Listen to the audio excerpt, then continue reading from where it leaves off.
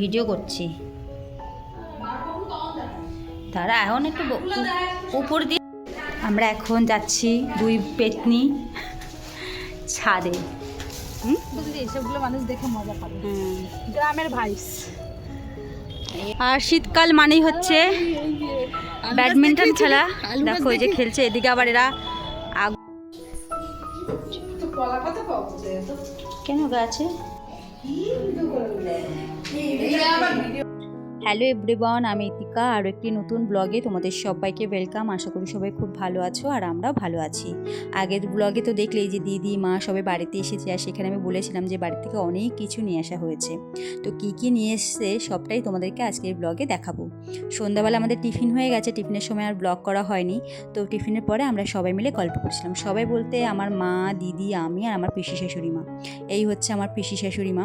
আর তোমরা যারা আমার প্রথম থেকে ব্লগ দেখো তারা তো আমার মাকে চিনবে, কারণ এর আগে আমি মায়ের সাথে তোমাদেরকে পরিচয় করিয়েছি। তবে নতুনদের সাথে আবারও আমার মায়ের পরিচয় করাচ্ছি। এই হচ্ছে আমার মা, যে কিনা এখন এক গাল হাসি দিয়ে দিল তোমাদের জন্য।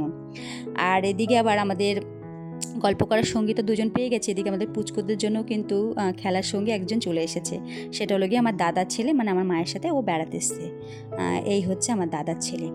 কাল সকালে আবার আমার এই পিসির ছেলে বৌমারদেরও আসার কথা রয়েছে। যাই হোক, এখন তোমাদেরকে দেখায় বাড়ি থেকে কি কি পাঠানো হয়েছে বা নিয়ে আসা হয়েছে।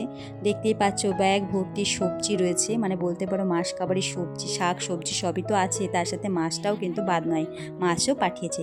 তবে যেহেতু মাছটা এখন ফ্রিজে রয়েছে আর এই ঠান্ডার মধ্যে হাত দিতে ইচ্ছা করছে না, ভাবছি কালকের একটা ব্লগে তোমাদের সাথে সেটা শেয়ার করব।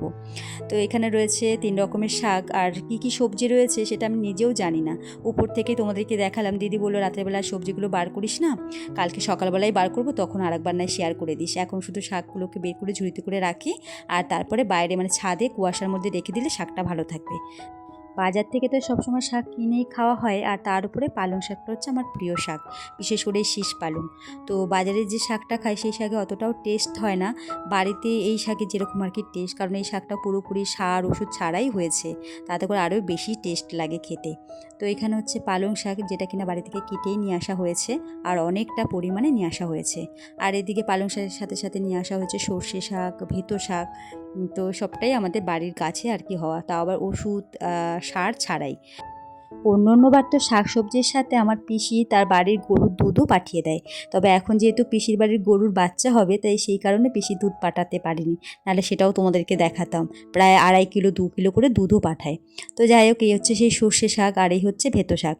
জানো তো, বাবা মা যখনই আসে সেই মুহূর্তে আমাদের বাড়িতে যা যা থাকে নিয়ে আসার মতো সেগুলো তো নিয়ে আসেই।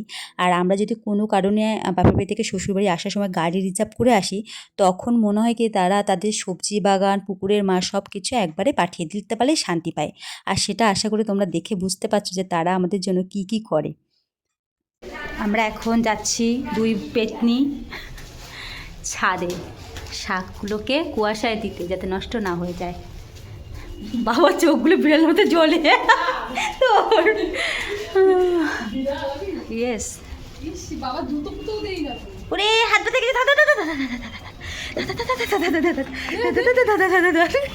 তোর কপাল চকচক করে। ওরে বাবা রে, রাত্রেবেলা অনেকদিন পরে ছাদে, কি ঠান্ডা। এইসবগুলো মানুষ দেখতে মজা পাবে, বুঝলি? এইসবগুলো মানুষ দেখে মজা পাবে, গ্রামের ভাইস।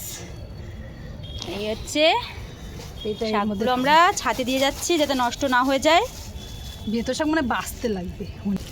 ওরে কি ঠান্ডা রে, এটা ফাঁকা অনেক শাক দিচ্ছি আমি, ভাবছি ওর মধ্যে বোঝা যাচ্ছিল না এত শাক।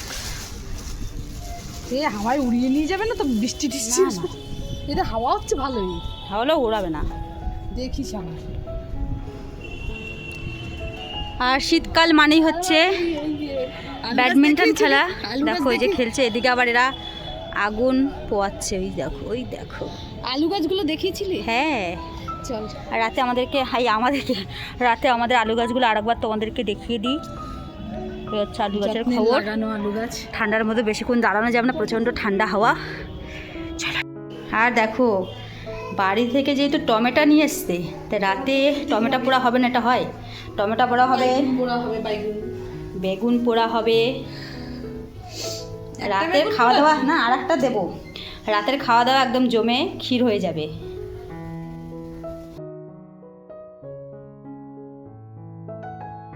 শীতে রাতে গরম গরম ধোয়া ওরা ভাতে থাকছে শুকনো লঙ্কা ভাজা পেঁয়াজ দিয়ে ডিম সিদ্ধ আলু সিদ্ধ মাখা, এদিকে রয়েছে কাঁচা পেঁয়াজ শুকনো লঙ্কা কাঁচা সর্ষে তেল ধনেপাতা দিয়ে বেগুন মাখা, আর এদিকে রয়েছে ঝাল ঝাল টক টক টমেটো মাখা। তো আজকের খাওয়া দাওয়া তো আমাদের খুব ভালোই হচ্ছে। আর তোমাদের কাদের কাদের এই জিনিসগুলো পছন্দ অবশ্যই জানিও। আজকের ব্লগের গল্প এখানে এন্ড করছে, আবার নতুন ব্লগে নতুন গল্প হবে। ততক্ষণ সবাই ভালো থেকো সুস্থ থেকো, আজকের মতো টাটা।